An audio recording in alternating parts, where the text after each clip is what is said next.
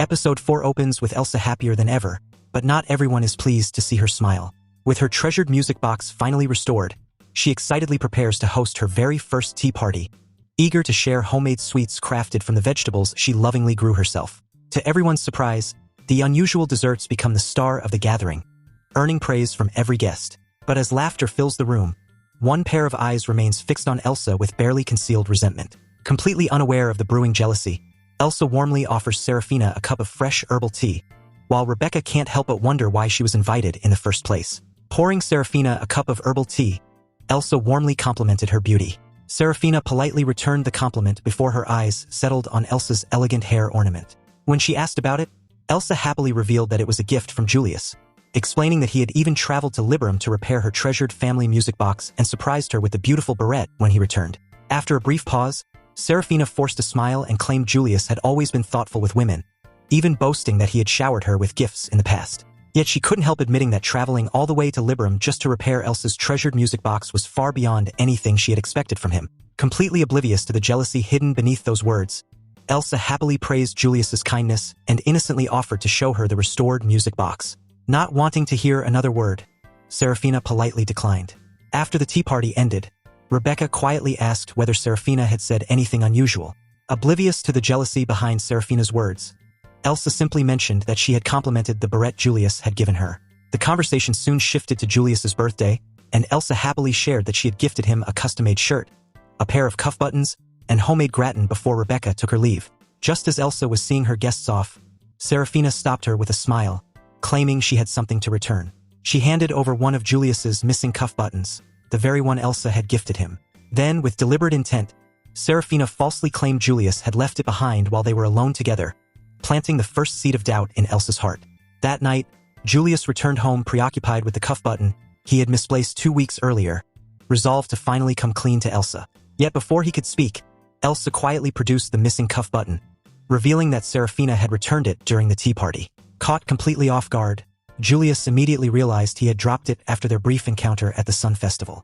Relieved that it had finally been found, he explained that he had been searching everywhere for it, never suspecting Serafina had kept it all this time, or used it to sow doubt between them. Retiring to her room with a lamp in hand, Elsa found herself replaying Serafina's words. Believing Julius was simply a charming man admired by countless women, she quietly resolved to accept that as part of his world before drifting off to sleep. At the same time, Julius studied the recovered cuff button, finally realizing why it had vanished without a trace. Yet Elsa's calm reaction only deepened his own misunderstanding, convincing him that she felt no romantic affection for him. Each carrying a different misconception, the two ended the night more distant than ever. The following morning, the couple settled into another peaceful breakfast together. While skimming through work documents, Julius quietly explained that his duties would keep him at the castle until late again, asking Elsa not to wait for him at dinner. She answered with a gentle smile, while Julius reluctantly pushed through the plate of vegetables she had prepared for him. Finishing his meal, he softly repeated his request, and Elsa obediently nodded in understanding. Later that day, Elsa cheerfully returned to her sewing lessons with the maids, eager to improve her skills. But her peaceful afternoon was cut short when she overheard the staff in a panic. Julius had already left for the castle, forgetting an important case of documents. Seeing the perfect chance to help, Elsa eagerly volunteered to deliver it to him herself. Before long, Elsa was on her way to Ralt Castle with the document case in hand. As the magnificent fortress came into view, she couldn't help admiring its overwhelming scale, still amazed by its grandeur every time she laid eyes on it. Stepping inside, she found herself surrounded by lavish halls and elegant architecture unlike anything she had explored before. After explaining her purpose, a receptionist kindly provided her with a map and directions to Julius's office in the south wing. Excited to venture deeper into the royal castle for the very first time, Elsa eagerly followed the route, occasionally asking for directions as she made her way through its vast corridors toward the third floor. Making her way through the castle, Elsa's attention was suddenly captured by a secluded garden bursting with vibrant flowers. Unable to resist its charm, she wandered inside, mesmerized by the countless rare blossoms flourishing in every direction. As she admired the breathtaking display, a refined young gentleman approached and gently asked if she had lost her way. Caught off guard, Elsa hurriedly apologized for entering without permission, explaining that the garden's beauty had drawn her in. Amused by her sincerity, the gentleman assured her there was no need to apologize before introducing himself as Jarmmo Pernilla. The moment Elsa heard the name Pernilla, she realized he was connected to Serafina, and Jarmmo confirmed that she was, in fact, his younger sister. Seeing him up close, Elsa couldn't help noticing that the two shared the same refined elegance. After politely introducing herself as Julius Royas's wife, she was pleasantly surprised to learn that Jarmmo and Julius had been classmates at the Royal Academy. The revelation instantly piqued her curiosity, and with a bright smile, she confessed that she would love to hear stories about Julius's school days if he was willing to share them. Unable to resist teasing her, Jarmmo jokingly asked if she wanted to hear about Julius's notorious school scandals instead. Flustered, Elsa quickly shook her head, explaining that she was far more interested in learning about the things Julius liked and the kind of person he used to be. Her innocent answer earned a soft laugh from Jarmmo before his expression turned thoughtful. He admitted that Julius's sudden marriage had caught everyone by surprise, especially since, as far as he knew, the two had never even met. Curious, he asked what had brought them together in the first place. Jarmo's question caught Elsa completely off guard, making her fear he had somehow seen through the truth behind their marriage. Remembering the promise she had made to Julius to appear as a loving couple, she quickly explained that their union had been arranged to strengthen the ties between their noble families.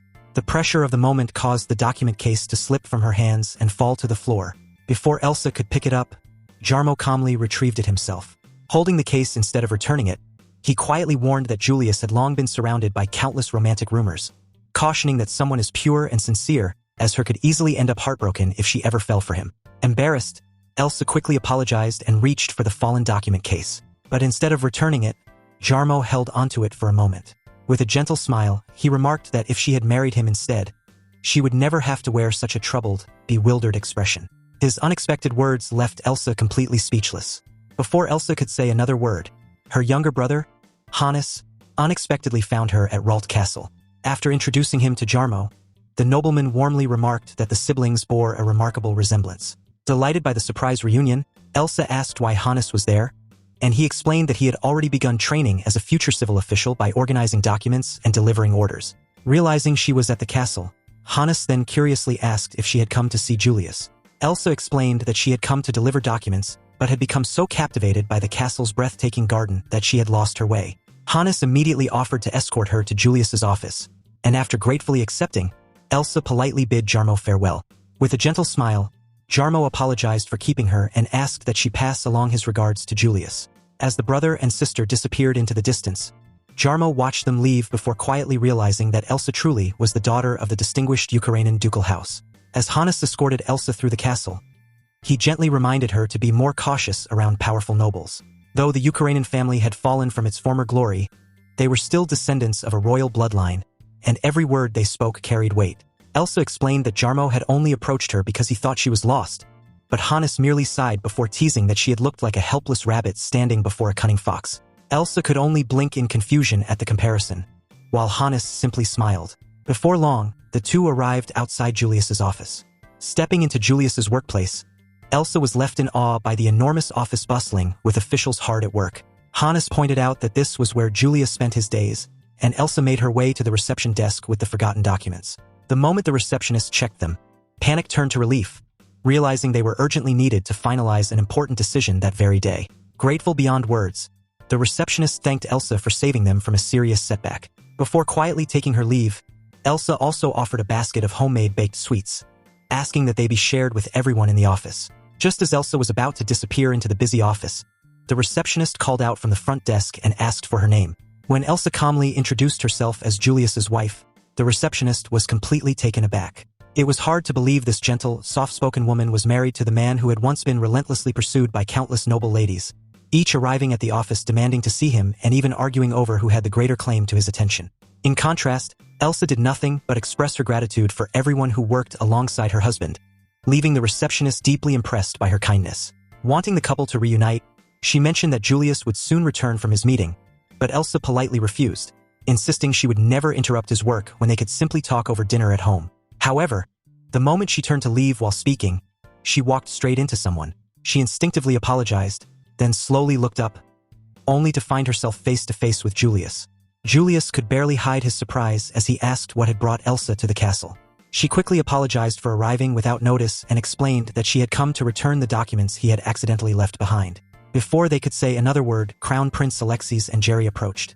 Flustered, Julius tried to introduce Elsa at the very same moment she introduced herself, leaving the couple adorably embarrassed and earning an amused smile from Alexis. Elsa then revealed she had also baked fresh carrot cakes for everyone in the office. The officials eagerly sampled them and couldn't stop praising the taste, while Julius froze the moment he heard they were made with carrots.